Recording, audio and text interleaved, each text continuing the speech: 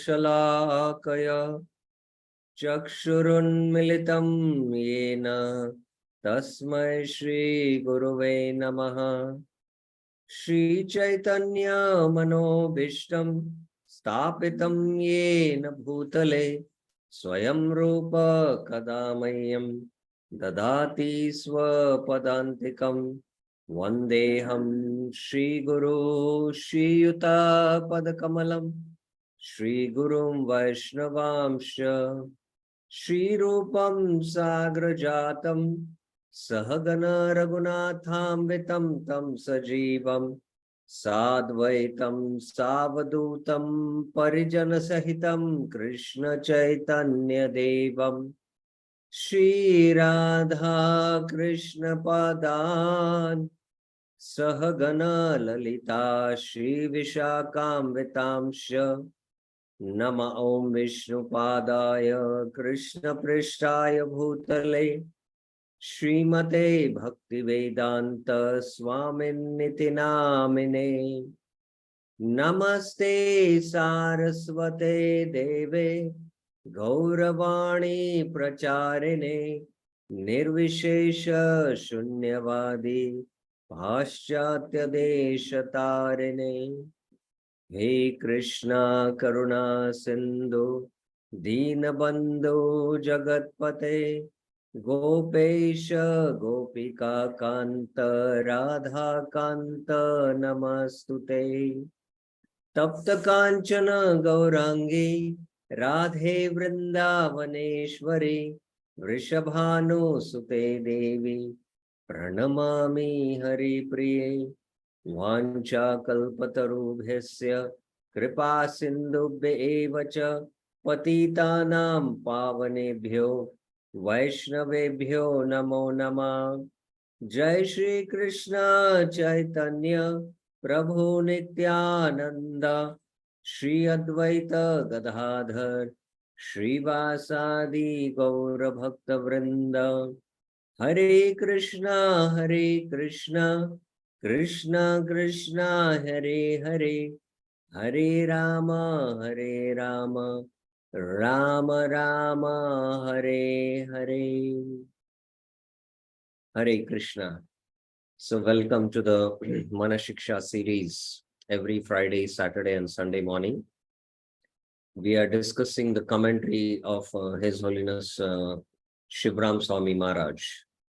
So today we will complete this discussion on Shivram Swami Maharaj commentary on verse 1. But since last week we had an entire break, we could not have the sessions in the last week because we had Sri Harinam retreat. So I'll just recap what up till now we have been discussing in Shivram Swami Maharaj commentary. Maharaj commentary is very systematic and it develops the subject in order to deeper understand Bhaktivinoda Thakur's commentary. So these 8 things, Guru, Goshte, Goshtaleshu, Sujane, Bhusuragane, Swamantre Shri Namni, Braja Nava Yuva Dvanda Sharane. You have to develop deep love and attachment for these 8. Give up pride and develop Ratim Apurvam Atitaram, unprecedented, excessive attachment to these 8 things. And Raghunath Das Goswami is praying to his mind. He's beseeching Abhiyache, holding his feet, Dhridapada, with sweet words, Ay Swantar Bhratus. So Maharaj must first speaks about how with the development of faith, that deep faith, Shraddha, what happens? We take Diksha, Swamantra and Sri Namne happens. So we spoke about the first initiation, second initiation. So we become attached to Guru. And then Goshtaleshu, that is Vrindavan. And there are 4 questions and the answers are in summary and in detail in Maharaj explanation. What is someone's duty? And the second question is that how one should do that duty? What is the practical process of developing love? And how do you develop this love? And is this love exclusive? So all these questions are answered. And to develop love, the greatest obstacle is pride. So you have to give up pride. Sada dambam hitva. And we mentioned that pride is a manifestation of envy, and the opposite of envy is love. So surrender means you have to give ourselves to Shri Radha and Krishna. We have to love Shri Radha and Krishna. And it's not just love, it is redeveloping that love. Nitya Siddha Krishna Prema Kabu Sadhana Shravanadi Shuddha Chitta Parayodaya. You have to redevelop that love by sadhana bhakti, by spiritual attachment to sadhana bhakti. And the most formidable obstacle is that always you need to give up this pride. And pride have these different elements which Bhaktivinoda Thakur has spoken, deceit, all these different pretense, deceit, arrogance, ignorance. So there are these 6 elements of pride, and these represent the demons in the Krishna Leela. So by reading Krishna Leela, all these different anarthas which are there in the heart, they are eradicated, and then we can become free from this pride. So this was, the last what we discussed in our last class. Trinavarth exemplified pride from scholarship. Yamalarjun, pride due to aristocracy, high birth. They were sons of Kuvera. And like that, all these different elements of pride are there. And these are different demons. And these are also the demons which reside in our heart in the form of anarthas. So this is where we completed our discussion. So there is the negative aspect, sadha dhambam hitva. So this is what is the don't. And what is the do now? The instruction to the mind, Kuru Ratim Apurvam Atitaram. So Kuru means you have to do, you have to develop Rati or attraction or love, Apurvam, unprecedented and excessive love to these 8 things. So now Maharaj is going to speak on this particular theme. So we will start this discussion now. So I will just go through the statements of Maharaj, and wherever there is explanation required, I'll explain. And if you have any questions, you can always raise your hands. The verse then reads, Ratim Apurvam Atitaram. Rati means love, and Apurvam means unprecedented. So the full meaning is a great unprecedented love. So Apurvam is an adjective to Rati. So what kind of Rati? It should be developed unprecedented Rati. These words in and of themselves are very meaningful. The nature of love of Godhead is that it has no precedent. There is nothing in this material you can find which can match to the nature of love for God. It is unprecedented, it is never heard of.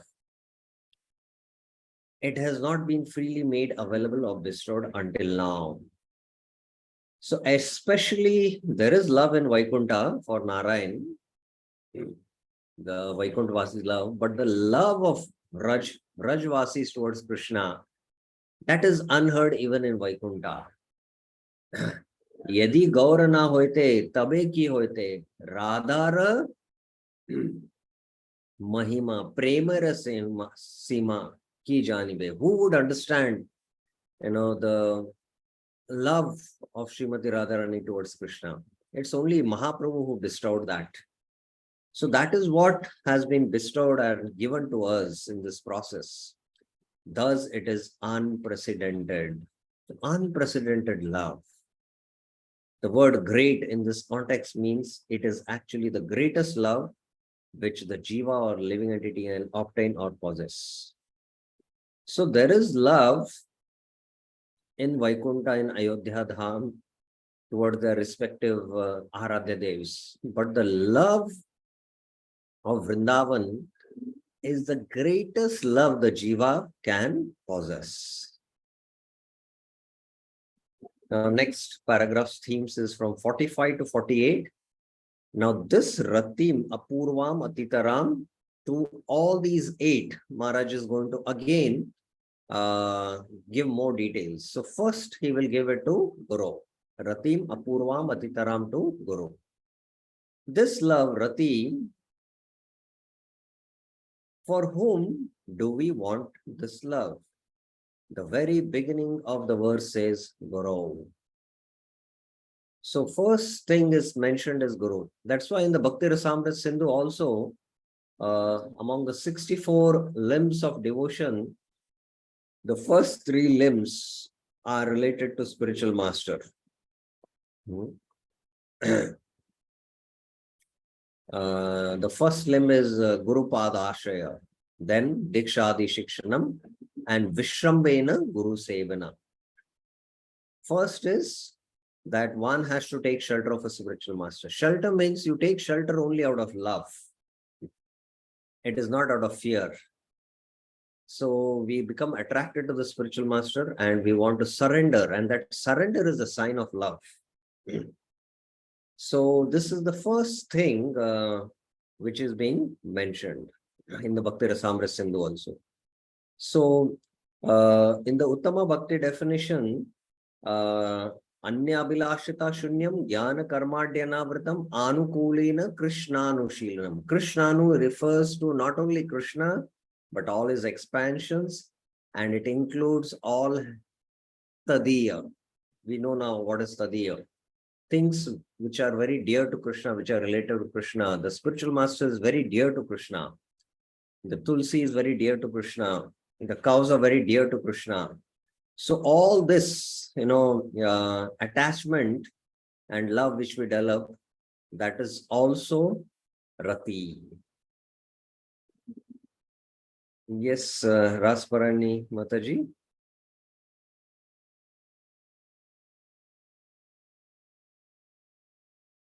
You have a question?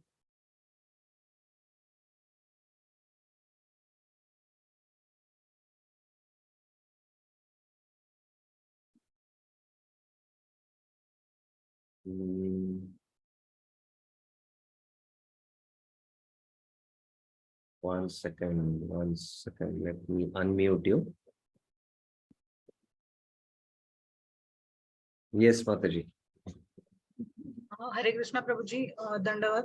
My question is that you said that for Guru we should have love, which is always there when we accept a spiritual master. I'm sure love is there, but then you said there should not be an element of fear.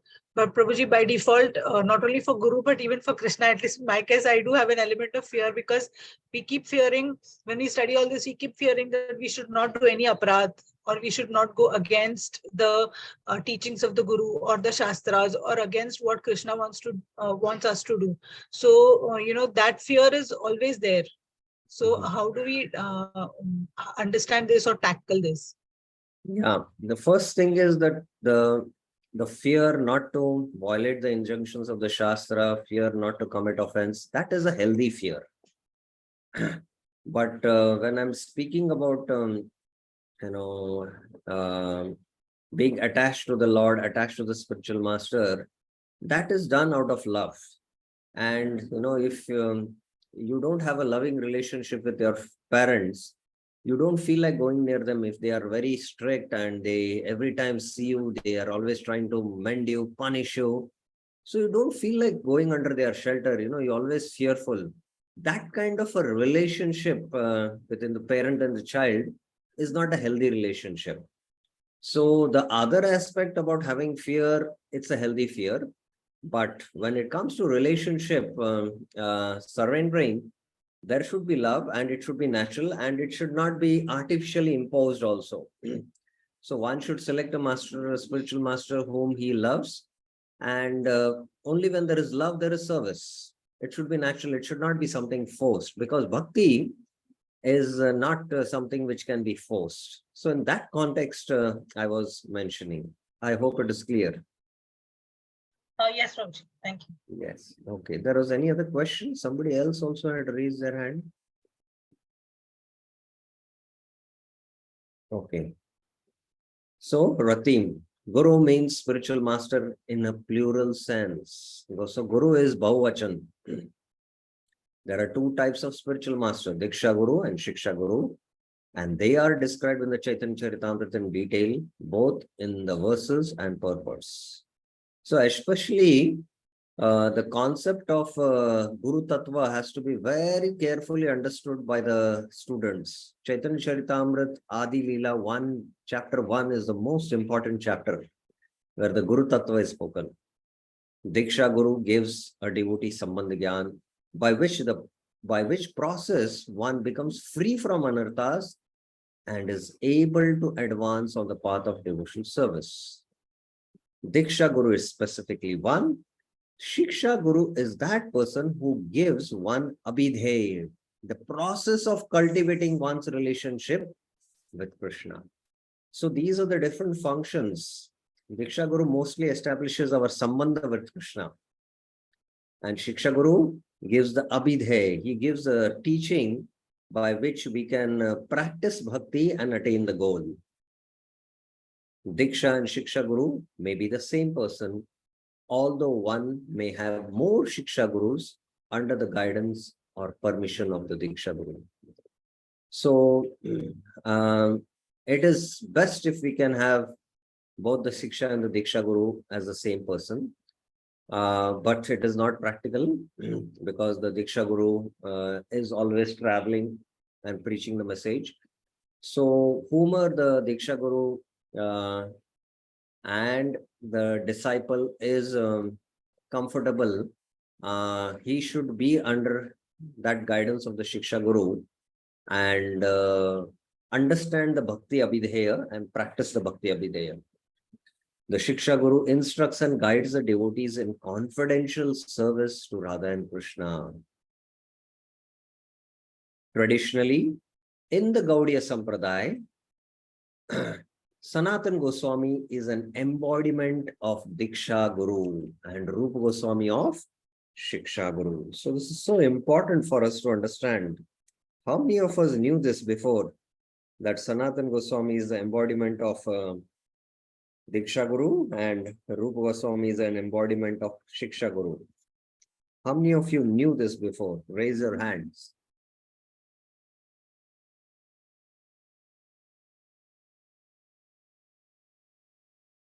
One hand has been raised, Satyavrat Chaitanya Prabhu. Yes. So it's very important that we understand. So Sanatan Goswami is our Sambandha Acharya. And he establishes our Sambandha with Krishna. So in that sense, he is Diksha Guru. Rup Goswami is our Abhidheya Acharya. And Govinda Dev is a deity which we serve out of love. So he gives us the Abhideya Shastras in the form of Bhakti Rasamrit Sindhu, Updeshamrit, by which we can practice bhakti. So that is how we have to understand. Both are to be considered manifestations of Krishna and are equal in all respects. They are equal in all respects. One should not distinguish or discriminate between one and the other. Yet, there is clarification to be made between receiving Siksha and the Siksha Guru. So please mark this point. Yet, there is clarification to be made between receiving Siksha and the Siksha Guru. One may receive Siksha or instruction from so many individuals, but the Siksha Guru referred to here is different than one who simply gives instruction, no matter how relevant the instruction. So, in ISKCON, especially in many of the centers, they have different systems. So there is the counselor system, there is the counselee and the counselor. So the counselor is more matured, and he's been practicing Krishna consciousness for many years. So he helps the new devotees in the basic practices of Krishna consciousness. But to take instructions for deeper practice of bhajan, one might have to take instructions from an elevated spiritual master who is like a Shiksha Guru. He might not be his Diksha Guru, he can be Shiksha Guru. So sometimes, we might take instructions on how to execute my services. What is the methodology? It doesn't mean that they are Shiksha Gurus. Or sometimes we have a temple commander who gives us service, and we might discuss with him how to execute the service. So they are not our Shiksha Gurus. So there is difference between the two. So the Shiksha Guru especially is an Uttamadhikari. So the counselor, might be not at that level of Uttamadhikari, and we might, for a regular philosophical questions, ask, and we might get answers. But for deeper aspects of spiritual life, or deeper questions which we might have, he might not be able to answer. And then we have to find Uttamadhikaris who can act as Shiksha Gurus and guide us in our bhajan. So that's the difference, and we should note this point very carefully. Shiksha Guru means the Goswamis and Acharyas, the liberated souls who give us specific instructions in the detail of our sadhana and service to Krishna. So how to do our bhajan and how to do our seva to Radha and Krishna. So the regular temple services, we might be attached to the temple authorities for executing the services. So that's a little different compared to, this. So I hope you're clear about it. It does not mean that the temple commander asks us to mop the floor and therefore he is our Shiksha Guru. So this is the point which is being made here. Yes, Rasparani Mataji. Hare Krishna Prabhuji, I just want to ask that, just as you said, that if we are given any service in the temple, or if we have any counselor, so that may not mean that that person is our Shiksha Guru. So in that case, how does one identify or get in touch with a Shiksha Guru, and how can this process be? Because otherwise our whole and soul is the counselor, like we are dependent on the counselor. At times we are not even in regular touch with the counselor due to some material this thing, or maybe we are far away or something like that. So in such case, how does one identify Shiksha Guru, and how does one take this ahead? Okay, very important question this is. Now, firstly, yes, we have the counselor system, and the counselor, because of his experience in practicing Krishna consciousness for maybe 10 years, 15 years, he has been given the seva to guide the new devotees. And we might consult him both for our material and our philosophical questions. But when we feel the need that I want to go deeper in my bhajan, I want philosophical answers which increase my conviction. And when we have this kind of a real need felt, and we are hearing various exalted devotees or spiritual masters who are very exalted, and when we hear them, and when we inquire from them some philosophical doubts, and we feel also deeply connected through them, then the connection is felt in the heart. And then by consulting our counselor as well as spiritual master, we can on a regular basis take guidance on how to do deeper our shastric study, because shastric study is also kind of bhajan by which we will become more adapt in our spiritual practices. So I'll give my own example. Like for many years, I was studying Bhagavad Gita, and I was also trying to teach Bhagavad Gita to a small group. And at some point, I felt the need to get deep answers to my philosophical questions. And somehow by Lord's arrangement, I was sick, and another very senior devotee was also there in that center. And I happened to ask him questions, and the answers what I gave increased my conviction. And then he told me to study the Acharya's commentaries. I was a little reluctant, but then I had a Shiksha Guru. I asked his permission, and then he gave the permission. And then under this new teacher, I studied. And then I had deeper questions, and I got deeply connected to him. So like that, I have other Siksha Gurus also who help me to understand philosophical subjects, and I'm deeply connected to them. So like that, it happens that as we grow naturally, Krishna facilitates that based on our sincere desire. Is that okay, Mataji?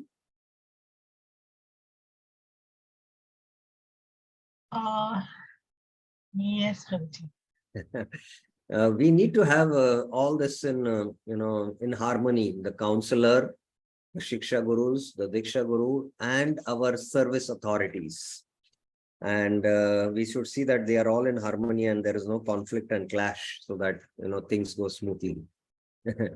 Yes, Prabhuji. But the only thing is that many times, as you said, if we do identify an exalted devotee who can help us, but that devotee may also be equally busy as our Diksha Guru. Like you said, Diksha Gurus are So very that's why traveling. we have to see who is more accessible. The Yes. counselor should be always a local there. And among the instructing spiritual masters, who is more accessible to you, whom you can connect deeply also. Like since that 2013 meeting with my Shiksha Guru, after that I have hardly met him, but we are in touch over the phone and WhatsApp to question and answers, and regularly for all guidance. So it can be also equal friends who are also at the same level of their Krishna consciousness. That kind of also guidance is very important. Mainly those who are well versed with Shastra and who can give us answers which are, deeply satisfying to the soul. We have to see that. Okay. Yes, Prabhuji. Got it. He writes there are Srila Prabhupada distinguishes between the two types of Shiksha Gurus in his Chaitanya Charitamrita. Prabhupada also makes this distinction. He writes there are two kinds of instructing spiritual masters.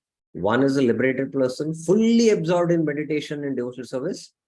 And the other is he who invokes the disciple's spiritual consciousness by means of relevant instructions. You see, there are these fine discriminations, and one should know this. Many people, one second, oh, I'm here. Many people may give us relevant instructions for our spiritual advancement or practice in spiritual life, but they do not come under this more specific meaning of Shiksha Guru. So this question I had studying Harinam Chintamani, that Shiksha Guru is a very, very exalted personality. And this is what is the definition. He's a liberated person, fully absorbed. So actually, Jiva Goswami mentions he's called as a Bhajana Shiksha Guru, one who can give you very deep confidential instructions on how to execute bhajan to attain perfection. So it's very difficult to find somebody who's at this platform. So it's not just some instructions how to practice properly spiritual life, how to follow the regulative principles. One who gives confidential instructions in bhajan. So the counselor and even the senior devotees, sometimes whom we might just ask for guidance, might not fit in this definition of Shiksha Guru. So Shiksha Guru means he's a Mahabhagavat, an Uttam Adhikari. Also very difficult to get in touch with such a Shiksha Guru. In one sense, everyone is Guru. Mother are Guru, fathers are Guru, teachers are Guru. So this is also a general understanding we should have. Every devotee is Prabhu for us, and we are his servants. So any simple devotee can, instruct something very deep and it can impact our spiritual life also. There was Gopal Guru Goswami instructed Mahaprabhu, who had gone to answer nature call and he could not hold his tongue chanting and he was trying to hold his tongue. What are you doing? So I'm doing such a filthy thing. So how can I chant the holy name? So that kid said, the chanting of the holy name is pure. It doesn't get affected by any material activity. So Mahaprabhu accepted him as his guru. So that also we should have an understanding. We may have so many different types of guru. Anyone who teaches us something, when we use the word guru to mean teacher, that is one category. So this is one category we have to understand. So our teachers who taught us even material education, they are in one sense guru. The teacher whom first we heard Bhagavad Gita is also one sense guru. But when we speak in a deeper sense, the Shiksha Guru, that is what this definition means in the Adi Leela. So we should have this understanding. But when we use the word guru to mean Jnananjana Shalakaya Chakshur Unmilitamena, or someone who has opened our eyes with the light of transcendental knowledge and has shown us Krishna, then the term refers to this more specific meaning of Shiksha Guru. Okay. So this is about Ratim towards Guru. Now, Ratim Apurvam Atitaram to Goshte. So what is Goshte here? Anyone? Who will answer? What does Goshte refer to? Guru, and after that Goshte. What does Goshte refer to? Anant Prabhuji, what does Goshte refer to?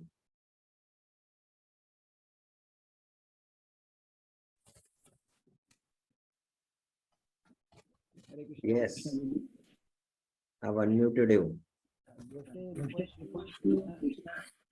Can you speak a little loudly? Hare Krishna Prabhu.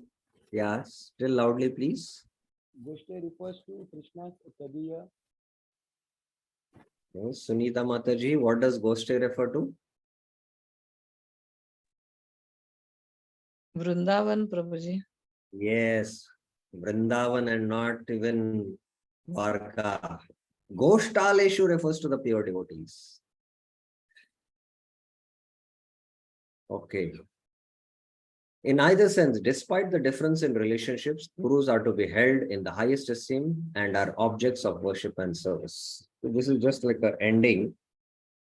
And then Goshte means pasturing grounds. And here specifically it means Vrindavan, Vraj.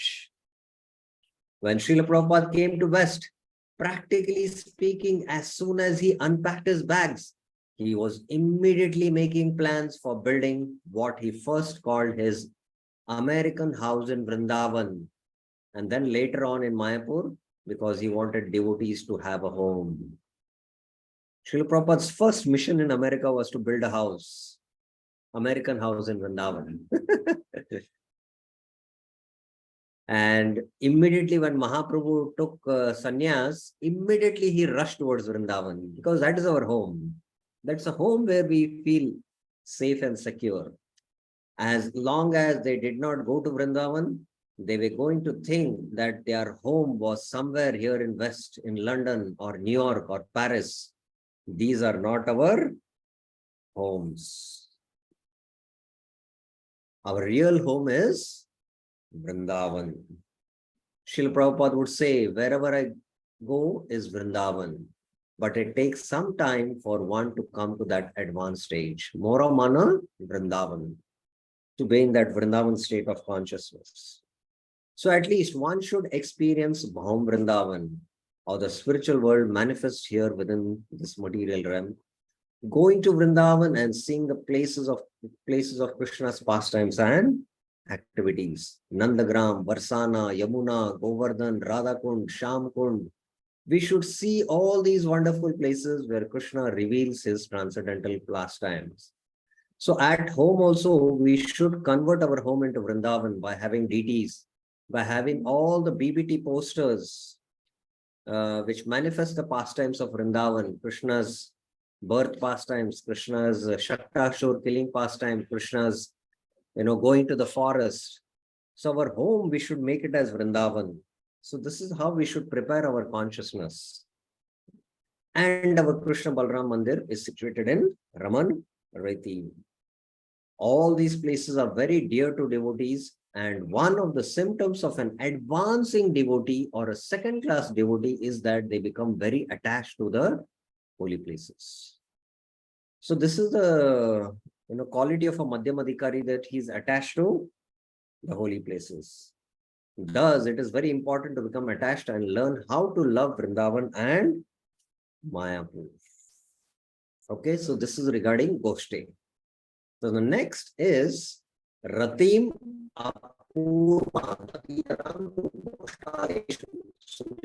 Bhusura Gane. So now, who will tell me what these refer to? Goshtaleshu Sujane Bhusura Gane. Raise your hands.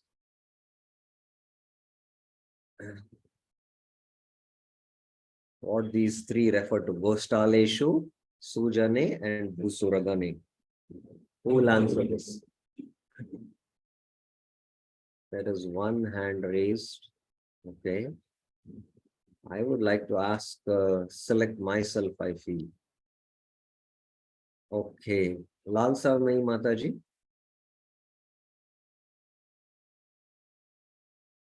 What these three refer to?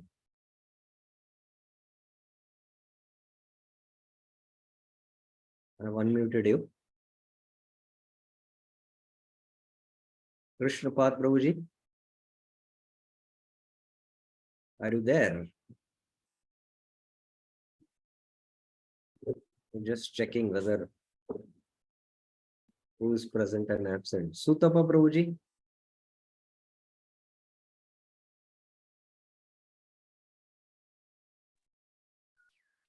Hare Krishna, Prabhu. Yes. Goshtaleshu refers to what?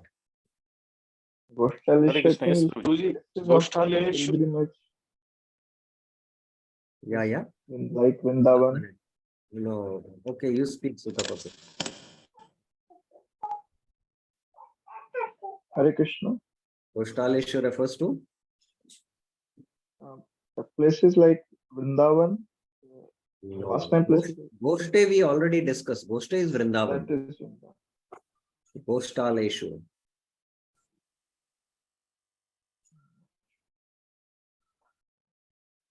Yes, Reena Mataji. I'm not sure. Krishna. Goshtaleshu means pure devotees, no? Pure devotees. Not sure. And Others I don't know, just Goshtaleshu. we have been discussing this verse in 6-7 classes. So we should be thorough now. 1 second, I'll mute all first because. Okay, Sunita Mataji. Yes. Hare Krishna Prabhuji. All the things related to Vrindavan and all the things in Vrindavan. No. Anyone else?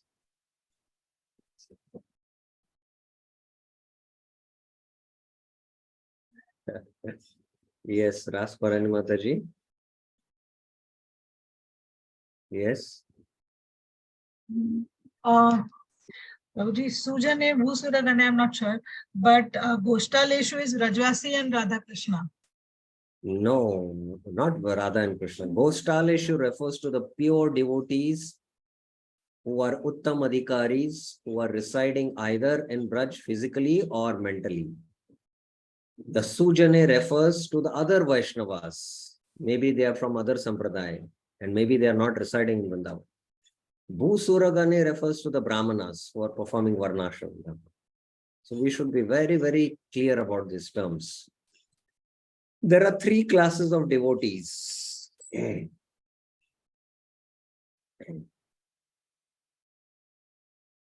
One second. Mentioned here.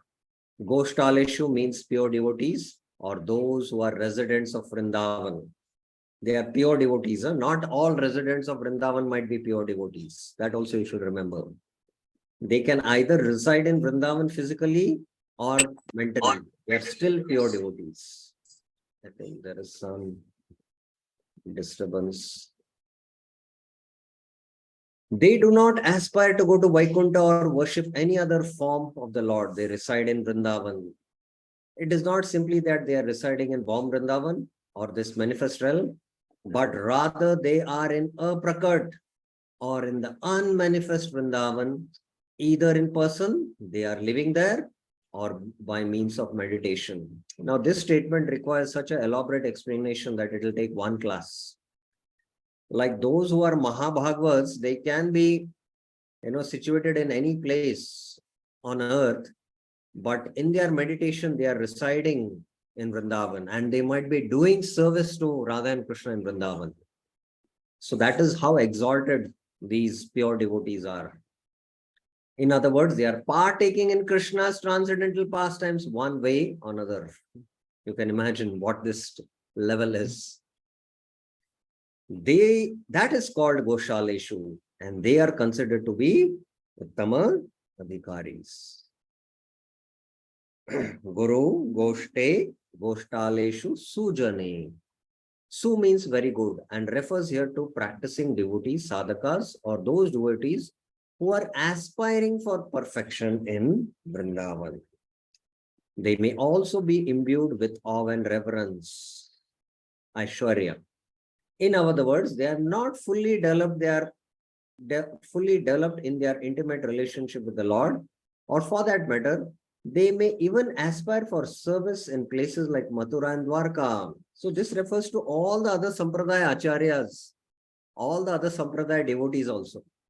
And within our Sampradaya, it can refer to also those who are still not on the exalted platform of Suttamadhikaris. These devotees are called Madhyama Bhaktas. They may even worship other deities, but they are all Krishna deities, Vishnu forms. So we respect them. We develop attachment to them. Then there are Bhusuragane, or the Brahmanas who worship according to Varnashram system. They are considered to be Kanishth, third class. This is a different division, a subdivision of first, second, and third class devotees that we generally use. So this is how we should understand Bhusuragane are the Brahmanas. So in summary, this verse explains how one is developing love for Krishna by worshipping with devotion all the above mentioned, namely Guru, Goshte. And the last thing to be addressed in this verse are Nam and Mantra. Swa Mantre, Shri Namne, and then Vraja, Nava, Yuva, Dvanda, Sharani. So now, Maharaj, in the next paragraphs onwards, paragraph 53, he mentions Ratim Apurvam Atitaram to Swamantre. So Swamantre refers to what? Who will answer this? Swamantre refers to what?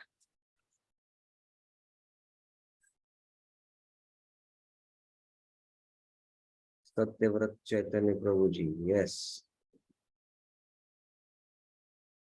Yes. Hare Krishna Prabhu. Last time when you told, no, it is Gayatri Mantra given by the Guru. Yes, it is Diksha mantras.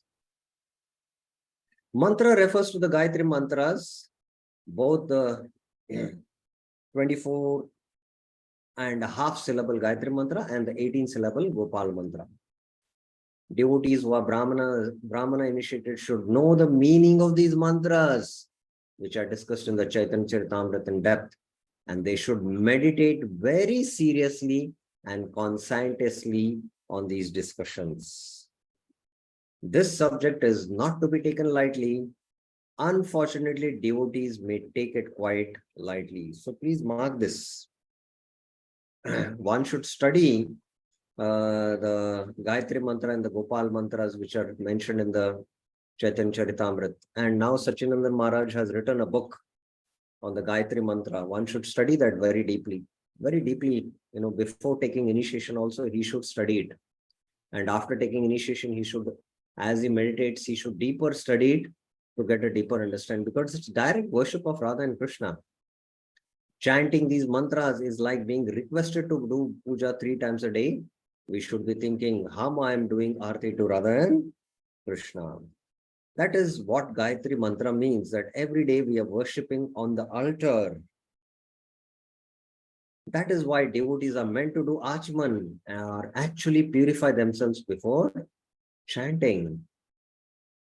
We should bathe before we go to an altar, and we dress in clean cloth and apply fresh tilak, and then we worship. But this mantra worship is for advanced devotees. It isn't simply that we worship with a stick of incense and some ghee lamp and some flower, but rather we are meant to be worshipping Swaha. Swaha here means we are offering our heart. So when we don't know how to worship with our heart, then we simply get caught up in the mental platform, wondering when we can start to our prasadam. But this worship is what Gayatri mantra means.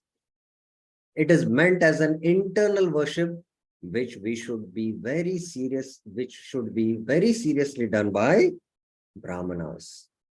Brahmanas are actually worshipping Krishna by offering themselves to Krishna. It's an offering of the heart.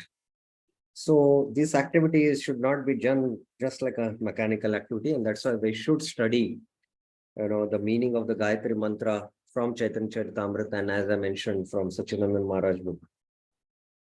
Next, 54 and 55, Ratim Apurvam Atitaram to Srinamni.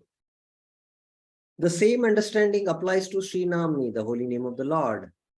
Chanting the holy name of the Lord is also offering ourselves. Now, Krishna in the Vibhuti Yoga of the 10th chapter mentions Yajnanam Japa Yagyosmi. The highest yajna is the Japa Yajna. Now, what do we offer in our Japa? Because there is a Ahuti which is offered in the fire. So what do we offer in the Ahuti of this fire of Japa Yajna? Anyone knows? Raise your hands. What do we offer? Yes, Anant Prabhuji. Our consciousness to you. Yes, we offer our consciousness. That is what Krishna is asking. We are holding our consciousness to material things. We can offer ghee, we can offer some ingredients, but they don't belong to us. What belongs to us is our consciousness. And that's why Prabhupada, named this society as International Society for Krishna Consciousness. We have to be always conscious that we belong to Krishna. Oh Lord, oh energy of the Lord, please engage me in your service. This is an offering of ourselves, our body, mind, and soul in service to Krishna, to Radha and Krishna and Vrindavan, engaging in their eternal pastimes. We want to be engaged in that kind of service. We are asking to be engaged in that service. The first symptom of proper chanting will be that one will be very serious and will beg. Just a minute, I'll charge my laptop.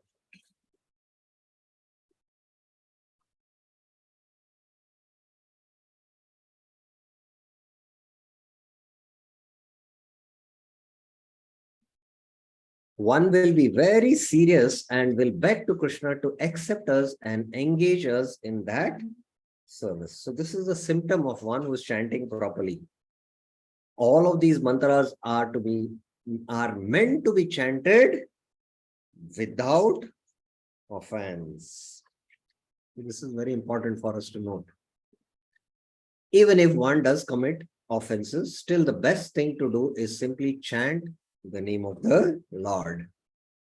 But if one wants the real effect of these mantras, they should be chanted properly. Kintu adarat anudinam. So we should respectfully chant the holy name so that we avoid the offenses and get, or access that full potency of the holy name. We can compare the situation of doing puja. If when you do your puja, you are going on the altar dirty, or you are doing all kinds of nonsense things, then you will not expect the same result as if you are doing everything strictly according to the rules. So this is in short about Sri Namni. Now, Vraja Nava Yuvadanda Sharane, Maharaj doesn't, explain anything much. But then Maharaj concludes this discussion that, this is, give up pride, Sada Dambam Hitva, and Kuru Ratim, to all these 8 things. And to do that, the greatest obstacle is the mind. And now, as Raghunath Das Goswami is pleading to the mind that, oh, my dear mind, please, I'm holding on to your feet and begging that engage me in this kind of a service, developing attraction, love for these 8 items, and giving up the pride. So this is what he ends the conclusion of his commentary. So let us go through this last section quickly. Aiswantar Bratushchatubir Abhiyache Dritapada. Now we are falling at the feet of our mind and begging to be able to engage in this type of service, because we are trying to get some very, very great thing, some unprecedented thing. Ratim Apurvam Atitaram. As previously mentioned, this word unprecedented is important. Radha and Krishna are the supreme lover and beloved. Nayak and Nayika. Now, everyone before coming to Krishna consciousness, and I expect not now, coming before to Krishna consciousness would go and watch movies. So I will ask Sutapa Prabhuji, who was your favorite hero before coming to Krishna consciousness, whose movies you could watch? I had to think. Well, but still, you used to watch at least before? Yes, yes. Yeah, who was your favorite hero?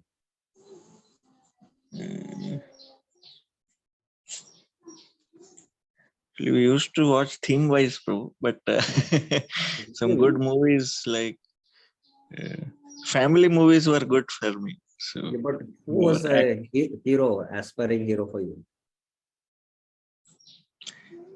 maybe this Amitabh Bachchan, I can't. Okay, good. So from the Mataji side, let us ask Arvindini Mataji. Before coming to Krishna consciousness, you're watching movies? No response. Okay, Sunita Mataji.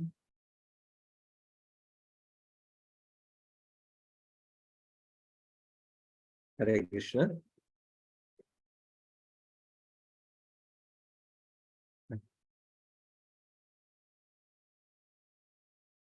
Yes, Sunita Mataji.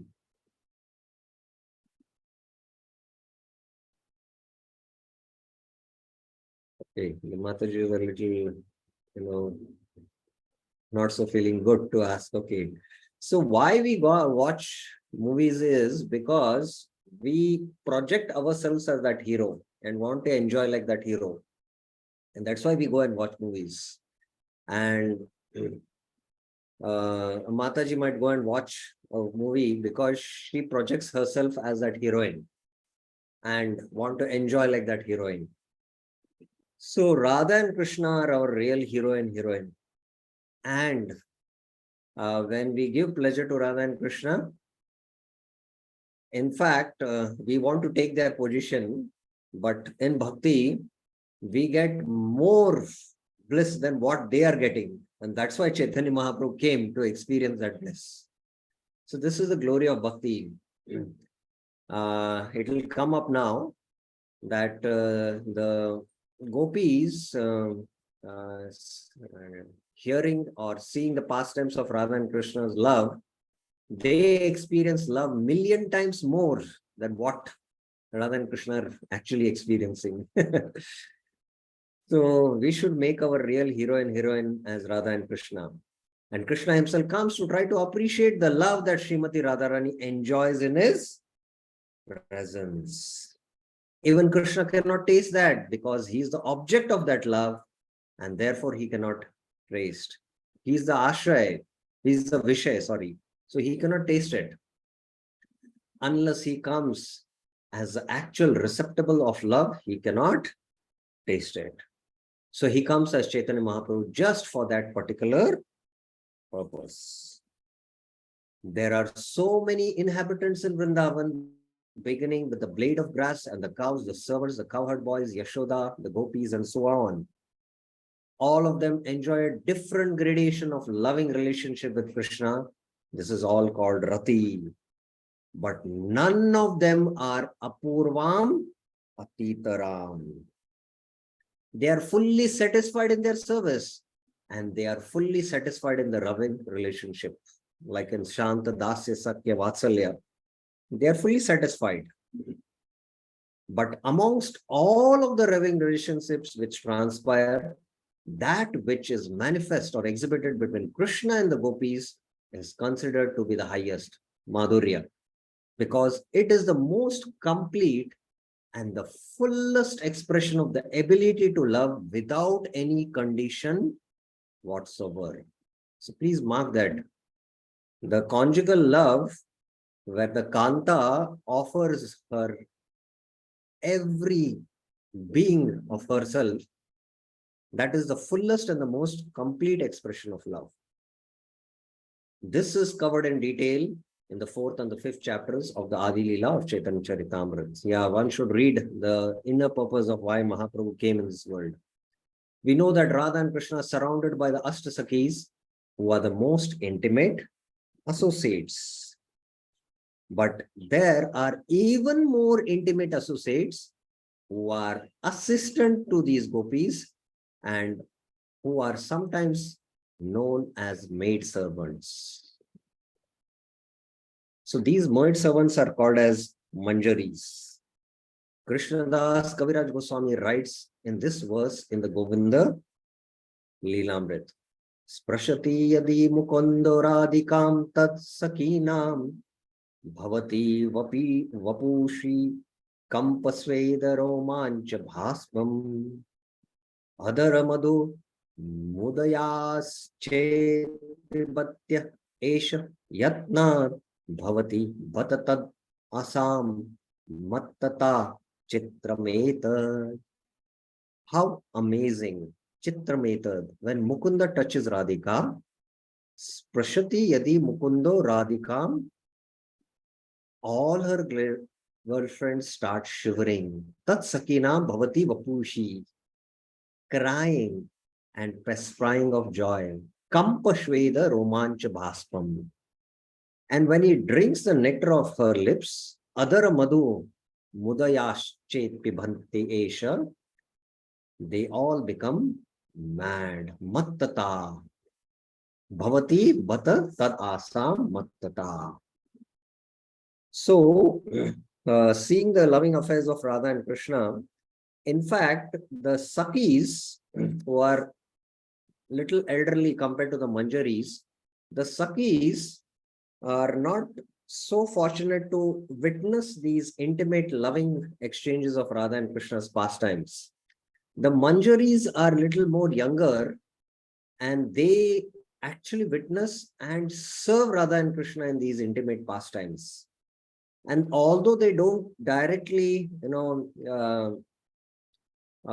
associate with Krishna, but they experience higher bliss, as this verse is mentioning.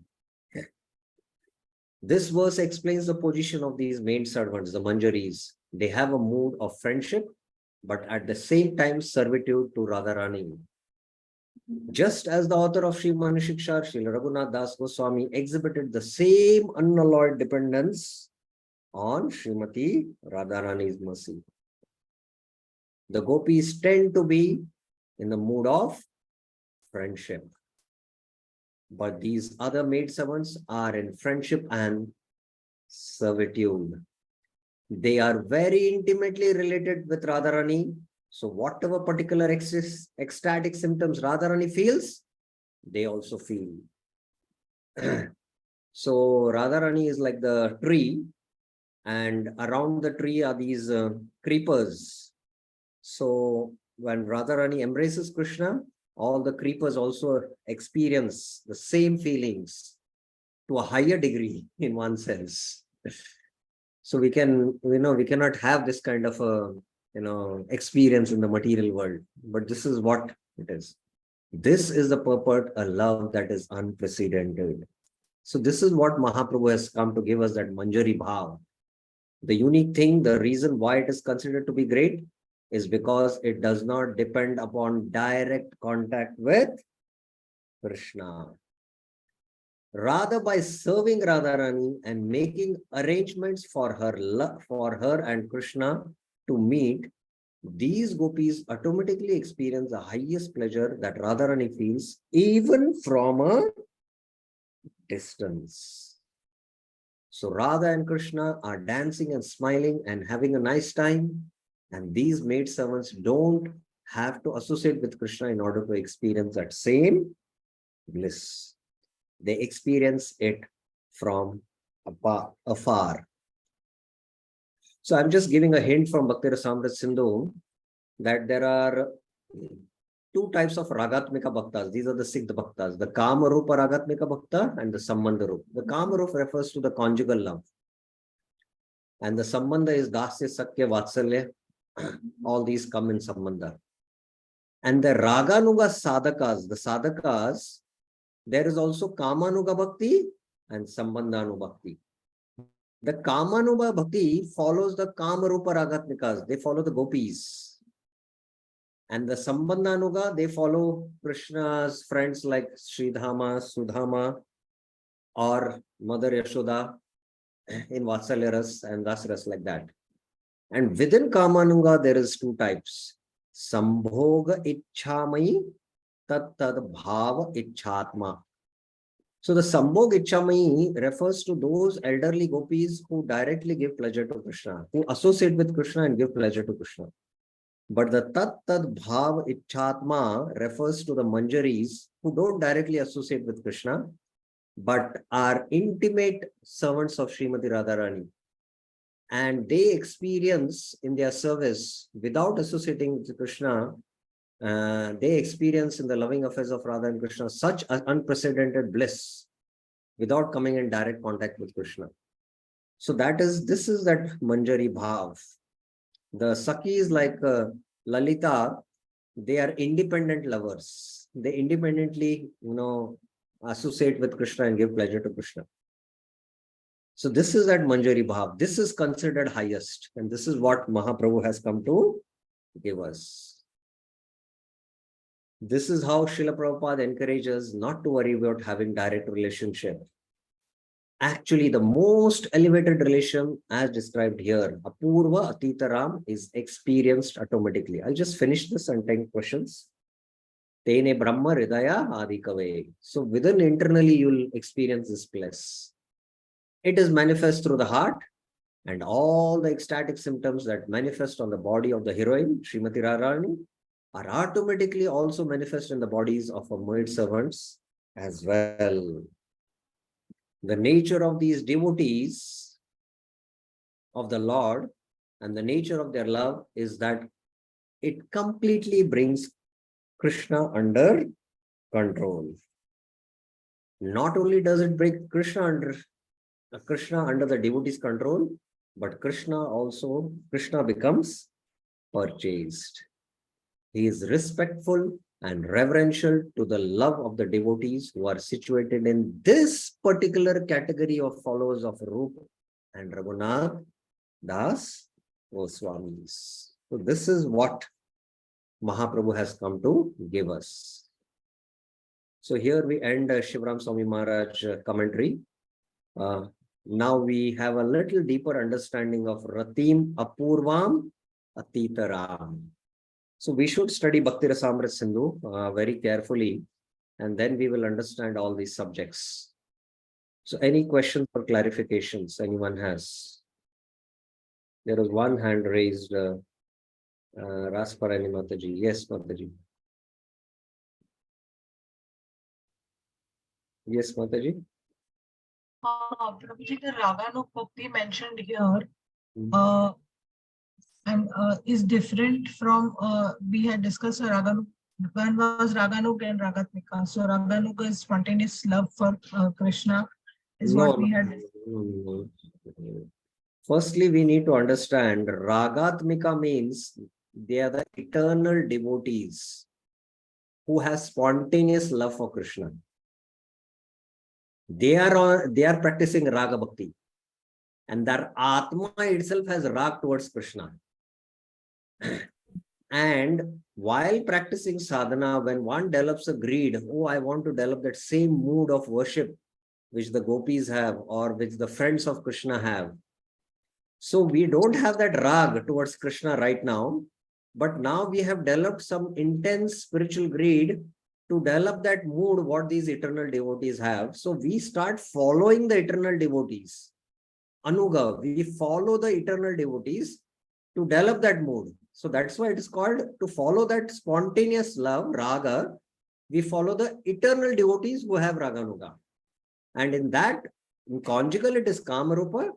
And in other rasas, Dasya Satya Vatsalya, it is Sambandhanupa.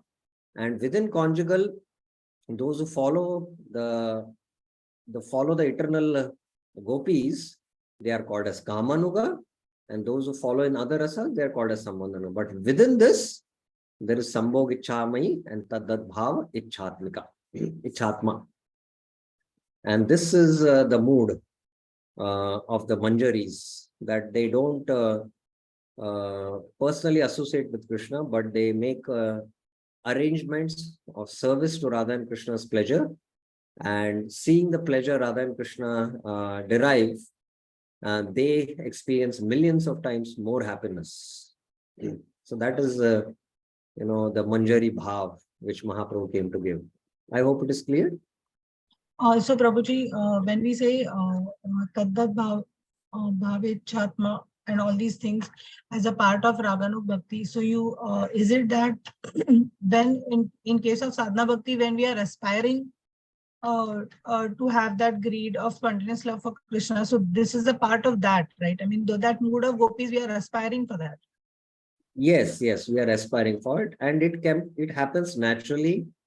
It happens when we develop such intense greed, hearing Krishna's pastimes.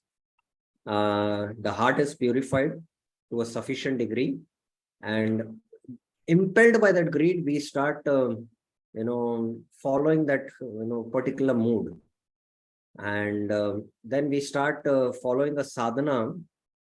We start doing a sadhana to attain that mood, and that's why we need that kind of elevated Rasika spiritual masters to guide us in that path of Raganuga sadhana.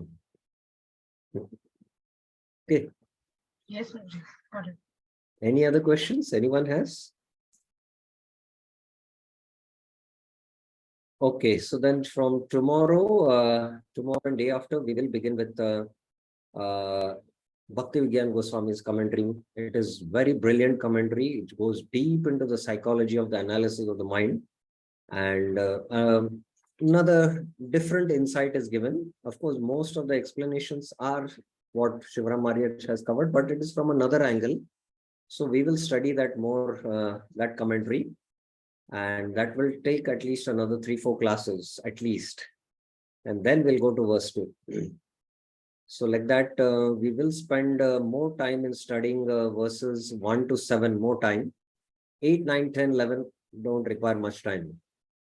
So this is more important for us, especially the first 4 verses, because we have rati towards Maya a lot. And how to practice our sadhana and develop more love for all these 8 items. This is more important. How to give up pride. This is more important for us as sadhakas.